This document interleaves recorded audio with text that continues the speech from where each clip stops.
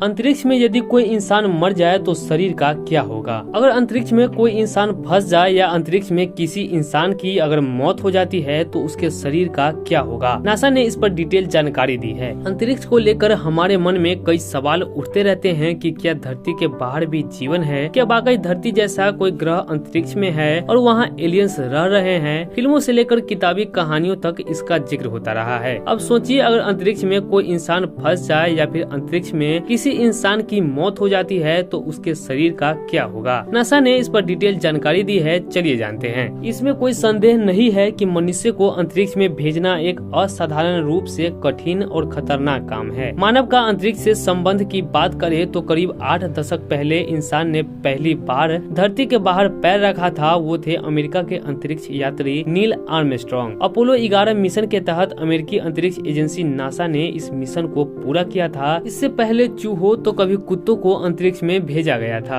अंतरिक्ष मिशन में अभी तक तमाम प्रयोगों में 20 लोग मारे जा चुके हैं। 1986 से 2003 के नासा अंतरिक्ष शटल त्रासदी में 14, 1971 के सहयोग 11 मिशन के दौरान 3 अंतरिक्ष यात्री और 1967 में अपोलो 1 लॉन्च पैड की आग लगने से 3 अंतरिक्ष यात्रियों की मौत हुई थी। नासा की योजना है कि 2025 में चंद्रमा पर एक दल और अगले दशक में मंगल ग्रह पर अंतरिक्ष यात्री को भेजेगा। जैसे जैसे अंतरिक्ष की यात्रा आम होती जा रही है वैसे वैसे यह संभावना भी बढ़ती जा रही है कि अगर अंतरिक्ष में कोई इंसान फंस जाता है या फिर रास्ते में किसी की मौत हो जाती है तो उसके शरीर का क्या होगा। एक अंतरिक्ष चिकित्सक के रूप में जो अंतरिक्ष यात्रियों को स्वस्थ रखने के नए तरीके खोजने के लिए काम कर रहा है, यदि कोई इंसान मिशन के दौरान पृथ्वी की कक्ष में फंस जाता है या मर जाता है तो चालक दल कुछ घंटों के भीतर एक कैप्सूल में शरीर को पृथ्वी पर वापस ला सकता है। अगर यही हादसा चंद्रमा पर हुआ तो दल के कुछ ही दिनों में सब के साथ घर लौट सकता है। नासा के पास ऐसे योजनाओं के लिए पहले से ही विस्तृत प्रोटोकॉल मौजूद है। त्वरित वापसी के चलते यह संभावना है कि शरीर की संरक्षण नासा के प्रमुख चिंता नहीं होगी। इसके बजाय नंबर 1 प्राथमिकता यह सुनिश्चित करनी होगी कि शेष दल सुरक्षित रूप से पृथ्वी पर लौट आए। यदि मंगल ग्रह की 300 मिलियन मील की यात्रा के दौरान किसी अंतरिक्ष यात्री की मृत्यु हो जाए तो चीजें अलग होगी। उस स्थिति में चालक दल संभवतः मुड़कर वापस नहीं जा पाएगा। इसके बजाय मिशन के अंत में जो कुछ साल बाद पूरा होगा, चालक दल को सबके साथ अंतरिक्ष पर ही रहना होगा। मिशन पूरा करने के बाद ही दल की पृथ्वी पर लौटने की संभावना है। अब ऐसे में सवाल उठता है कि शरीर का क्या होगा।